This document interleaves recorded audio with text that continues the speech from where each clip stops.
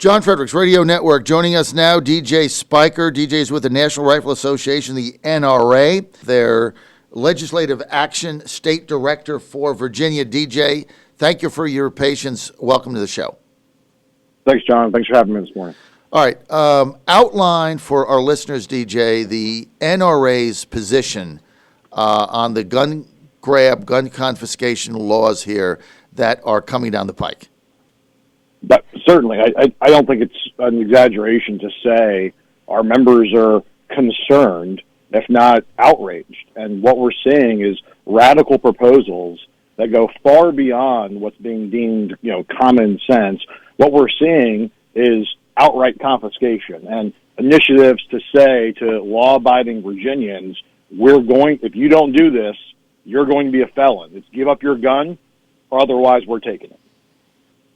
VCDL has this rally on the 20th. You've got one on the 13th, but your rally is different. You want to go directly to legislators that are going to make this decision, not necessarily have your own 20,000 people rally in the square, which is the week after. So help our audience understand, DJ, like you did on Monday, your affiliation with VCDL, how you think about their rally, and how your strategy differs from them, so everybody understands it. Certainly. We've got a great relationship with the VCDL, and they've been doing their lobby day on Martin Luther King Day for years now. And they're really great at getting the enthusiasm, the grassroots support, and having a great turnout. And we anticipate the 20th is going to be one of the largest that we've ever seen at the Capitol. That said, Senate Courts of Justice is where these bills are going to go through, and the first opportunity they meet is on January 13th. So it's not about competition. It's not about, trying to, split the baby. What we're trying to do here is get our members into the building to have a chance to meet with their legislator. I don't have to tell you, the 20th is not just the VCDL's lobby day. It's everybody's lobby day. Right. VEA comes, the homeschoolers come, the criminal justice reform, everyone comes on that day, and it's next to impossible for folks to actually sit down with their legislator and engage them beyond a quick photo op in the hallway and move on to the next one. We thought by doing something on the 13th, it's a little quieter in the building, and we can really help our members have a chance to engage their legislature. So we're not doing the rally, we're not doing speakers. We are focusing on putting pressure and putting support on these legislators as they're making up their minds to vote on some of the most egregious gun control bills that we've seen in a generation.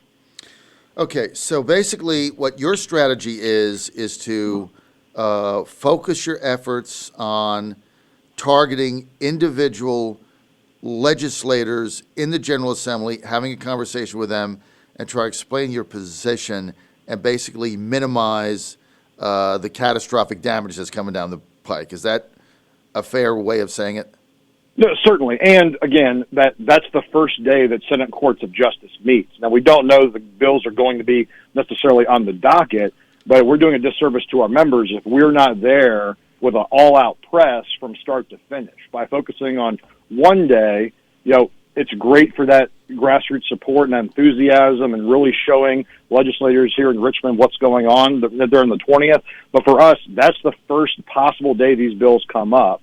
And that's where we're focusing our efforts is, if they do come up, we're going to be there ready to go. We don't want to be said we weren't there and these bills got through.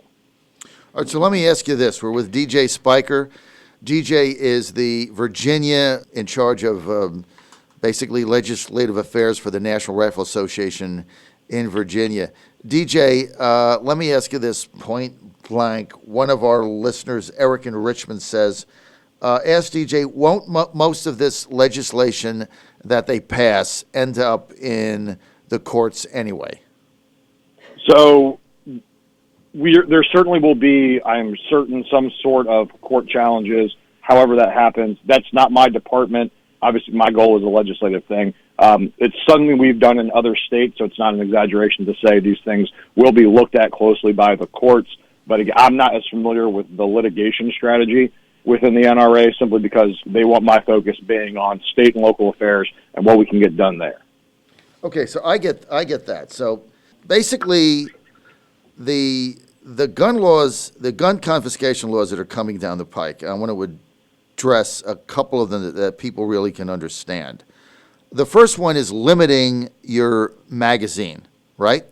Saslaw's bill, Majority Leader, SB 16, wants to limit it to 10. When we met on Monday and talked a little bit, you said the problem with that is it's 10 today, 7 next week, and then 1 on Monday. Can you explain what you mean by that? No, certainly.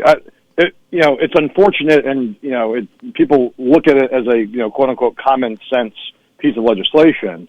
But when you actually look into the policy, there is no definition of what high capacity means, and that's why if you look at states that have done this, there is no uniform method.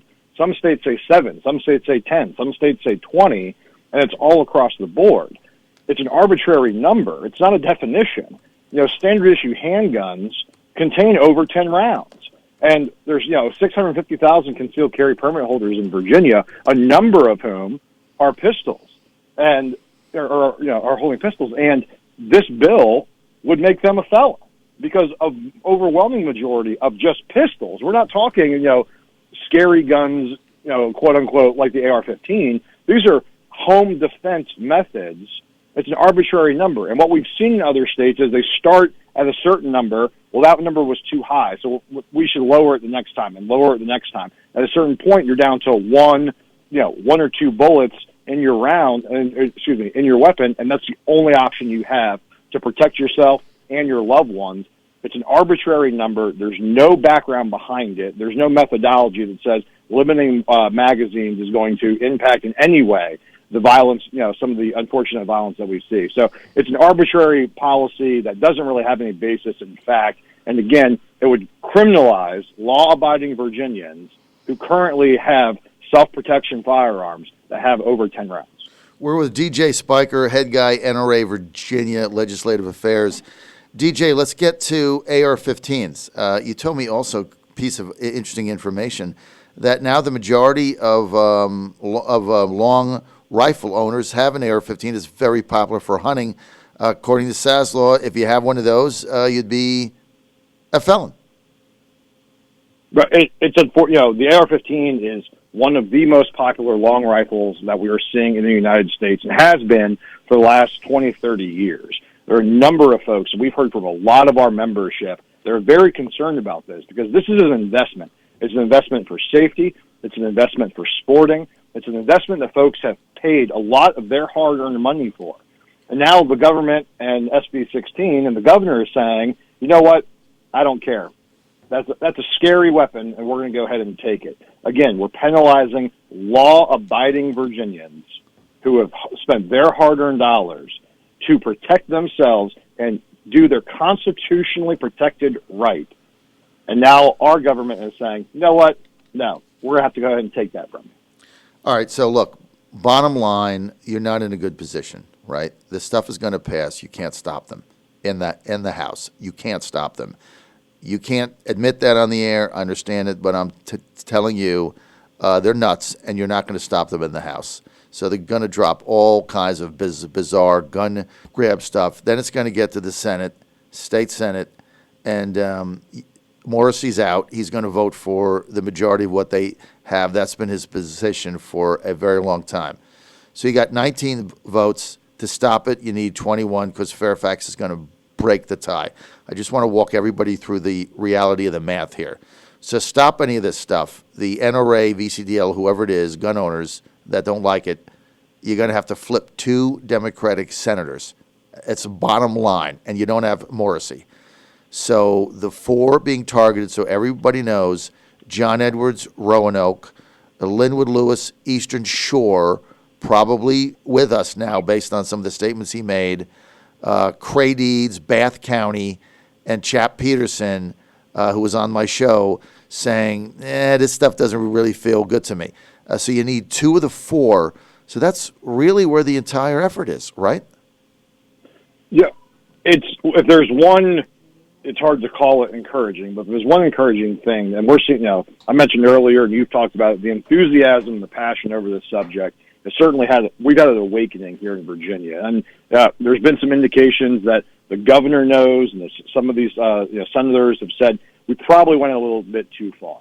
And they're starting to try and walk back some of these things and saying, maybe that was a little bit too much. It's not going to look like that. That's not the final bill. No, I'm not going to confiscate. But at the end of the day, that's the bill they filed.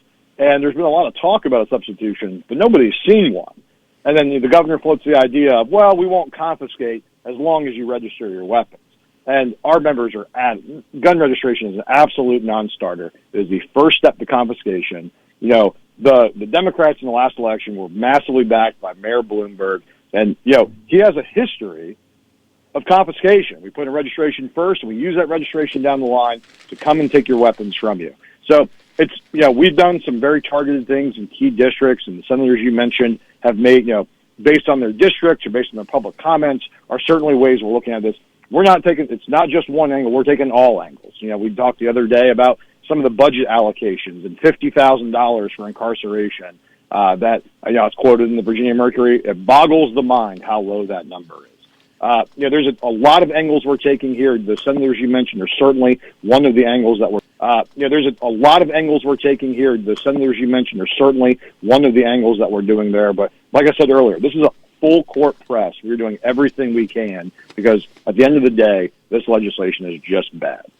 DJ Spiker, National Rifle Association, thanks for being with us today. Appreciate your comments. We'll have you back as we follow this, and certainly we'll talk about your Labor Day on Monday when we have you back on the 13th at the General Assembly. DJ, thanks for being with us. John, thanks so much. Have a great morning.